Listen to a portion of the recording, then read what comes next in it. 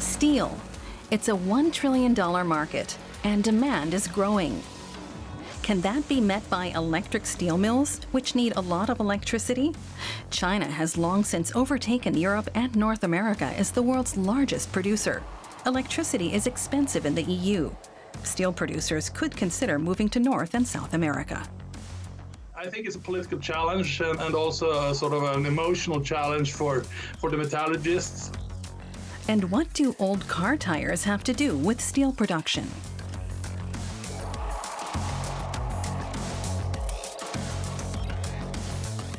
About half of the world's steel is used for infrastructure and homes, and demand is rising. In 2022, global production was around 1.9 billion metric tons. It's expected to rise by a further 20% by 2050. The way we make steel hasn't really changed in over 150 years. Around 70% of iron is produced in traditional blast furnaces before it's refined into steel. This creates a lot of CO2. For every ton of steel, around 2 tons of carbon dioxide. An alternative is to replace coal with green hydrogen. This eliminates the blast furnace, replacing it with more climate-friendly ones like an electric arc furnace. Instead of CO2, ordinary water vapor is produced. This process can reduce emissions by up to 80%. The result is what's known as green steel. It's a fuzzy term. What exactly does it mean? There is no one who can prevent people from using the word green, unfortunately. This is how I would describe green steel. Green steel is the one that does not use carbon, that does not use any fossil fuel products in its in the process, and that does not produce CO2. Researchers like Aman Azoka are working on other ways of producing green steel, but more on that later. Back to coal-fired blast furnaces. Turning iron ore into iron can generate an incredible 2,000 degrees Celsius or more. This uses a lot of energy, and energy is also the biggest cost driver for steel manufacturers. In 2000, the biggest steel producers were still in Europe and North America.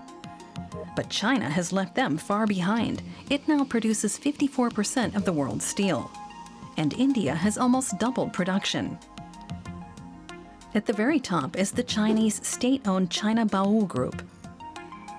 The European company ArcelorMittal from Luxembourg is in second place, followed by 5 other groups from China and 1 each from Japan and South Korea.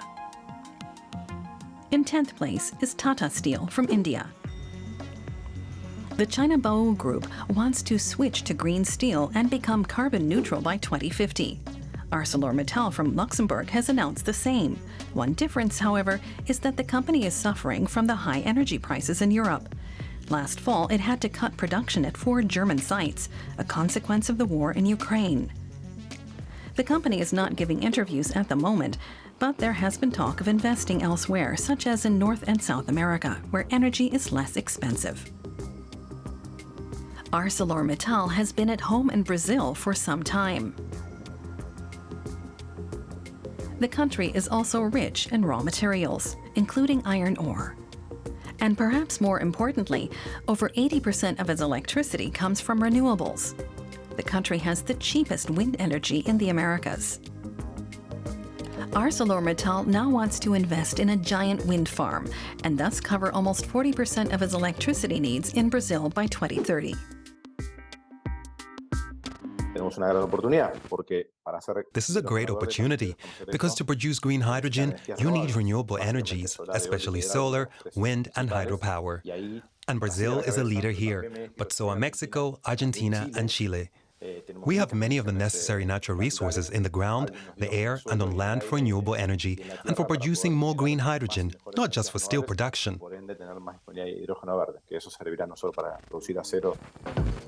But what does that mean for Europe? People are afraid that the continent will be left behind as a location for heavy industry, taking jobs and prosperity with it. In Germany, companies pay 6 times as much for a kilowatt hour of electricity as in Brazil. But perhaps there is a way out by decoupling the value chain. The energy-intensive iron production we mentioned at the beginning is only one part of it. Steel is produced in the second step. What we should do in the future is that we should instead import iron units and do steel. I think it's a political challenge and also a sort of an emotional challenge for the metallurgists. Not having the iron making on site is emotional, but it doesn't really make any difference in terms of profitability or so for the or security of supply for the operators. It's a relatively small part of the total operation. But such ideas aren't very popular in Europe. The European Union is working on financial incentives to get industry to invest in green technology. Germany is also planning to subsidize energy-intensive companies with the equivalent of around $75 billion. Alongside ArcelorMittal, ThyssenKrupp is also likely to benefit from this soon. Both companies are investing in hydrogen-powered plants in Germany for iron production. It's a dangerous game, I would say, because the consequence might actually be that you're not implementing the solution that is probably the best in the long run. But if you get a lot of subsidies, you might establish it locally in Europe, and then there is a huge challenge to get the competitive pricing on the electricity, for instance, for green hydrogen. The HYBRIT project in Sweden, for example, aims to bring the first truly fossil-free steel to market from 2026, using green hydrogen and a more climate-friendly electric furnace. A ton is expected to cost around $300 more than conventional steel. That's about 20 to 30% more. Price aside, are individual plants even enough to make a difference in the green transformation? The steel industry produces around 8% of global CO2 emissions. And many companies are not very transparent when it comes to climate targets, according to a study. What is lacking is companies' detailed plans or actually explaining their way to reaching those targets. So it might be quite simple for a company to set a target, but not actually thinking about what measures they need to take to actually reach those targets. And this is what we're missing, and that is needed, especially in terms of short-term versus long-term targets. But one thing is clear: dirty coal-fired blast furnaces have to go, and more efficient methods are needed to produce green steel. The Max Planck Institute, where Ayman Al-Zoka is conducting research, has received the equivalent of $2.7 million from the EU. The goal: produce large quantities of steel with little hydrogen and energy input. Things can actually lead into an accelerated integration of green steel into the steel-making infrastructure, and maybe hopefully it overtaking the steel production in Europe and in the whole world. Researchers at a university in Australia, on the other hand, are focusing on the circular economy. Their idea is to recycle scrap metal. And old car tires are being used too. It sounds strange, but there is hydrogen in the rubber, and it really can replace coal and steel production. We always say to people, this is not about burning, this is not about combustion to release energy. Absolutely not. Indeed, we have been very particular that in all of our work, we want to be able to prove that those molecules that we do liberate, and of course, we've talked about, hydrogen, and we've talked about carbon. We want to be able to have those elements as part of the process. We don't want to burn it. We want those to participate in the chemical reactions. This may be hard to understand, but the heat in the electric furnace causes the rubber to break down into its components without producing any toxic substances. The idea is to use waste as a resource. Molycop in Australia is one company that is already using this. The downside, it doesn't reduce emissions. And worldwide, there is too little scrap to meet the huge demand. So what else can be done to transform the steel industry?